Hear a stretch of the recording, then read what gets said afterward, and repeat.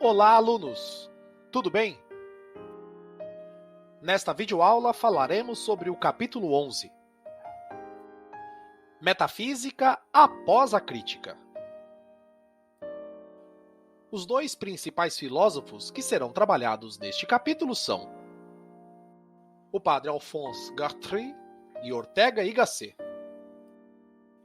O contexto no qual emerge o pensamento destes filósofos é tomado pelo positivismo, corrente filosófica de grande influência, pois alicerçava teoricamente todas as novas ciências com sucesso na época, como a física e a química.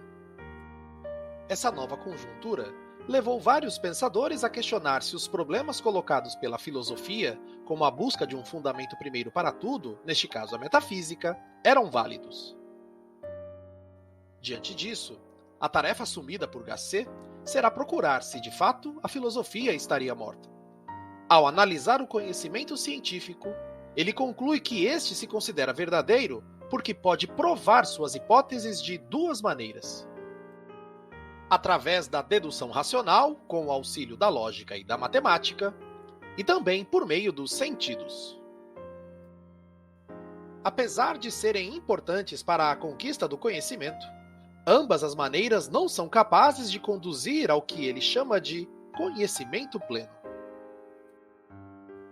O que é este conhecimento pleno? O surgimento desta pergunta revela a obrigatoriedade e a presença da filosofia.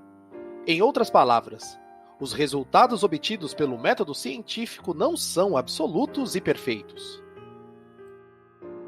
A busca deste conhecimento, ou ainda a possibilidade de sua existência, revelam a limitação do método científico e a necessidade da filosofia.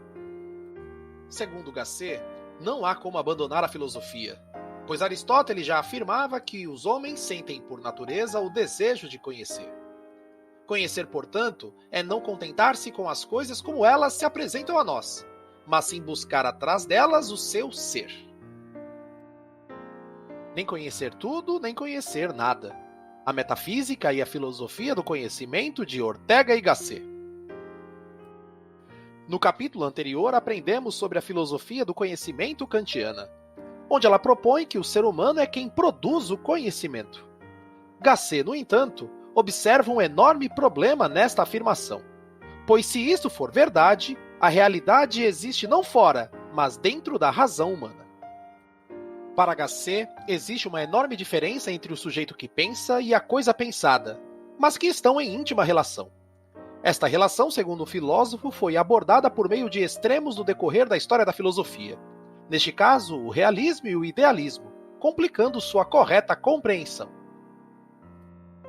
A proposta de Gasset é intermediária, isto é, a realidade deve ser compreendida como uma constituição relacional entre o eu e a circunstância. A realidade não pode ser vista no seu entendimento distinto da subjetividade, a qual ele vai chamar de eu. Nenhum mundo ou circunstância pode ser compreendido separado do sujeito, mas sim na coexistência de ambos. Uma volta à tradição metafísica?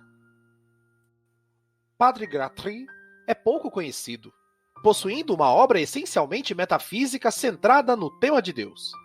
Por surgir em um contexto essencialmente positivista, seu pensamento ficou obscuro durante muito tempo. Guattari está claramente ciente de que só existe uma história da filosofia, e esta se inicia na Grécia para chegar ao nosso tempo. Segundo ele, não se pode pensar em filosofia sem a metafísica. Esta, por sua vez, se divide em dois grandes temas: a pessoa e Deus. Como se realiza o conhecimento de Deus segundo Guattari? Ele se dá em uma dimensão essencialmente humana, pois o conhecimento das coisas só é possível pelo fato de o homem estar em contato com elas, com sua realidade. Como esta realidade é dependente de Deus, neste sentido, falar de metafísica consiste em falar de Deus. Já o ser humano, segundo o filósofo, possui três dimensões: uma primária sensorial e duas derivadas, inteligência e vontade. A dimensão sensorial, que constitui o centro da pessoa humana, subdivide-se em três: o sentido externo, pelo qual percebe a realidade de seu próprio corpo e o mundo; o sentido íntimo, pelo qual conhece a sua alma e a dos outros; e o sentido divino, pelo qual a alma percebe o infinito, neste caso, Deus. Esse sentido divino define a relação primária do homem com Deus, antes de todo conhecimento ou visão. É uma relação radical, porque a entidade humana tem seu fundamento e sua raiz em Deus. A alma encontra em seu fundo um contato divino e aí reside sua força que a faz existir. Portanto, Deus é a raiz do homem e o fundamento da vida humana.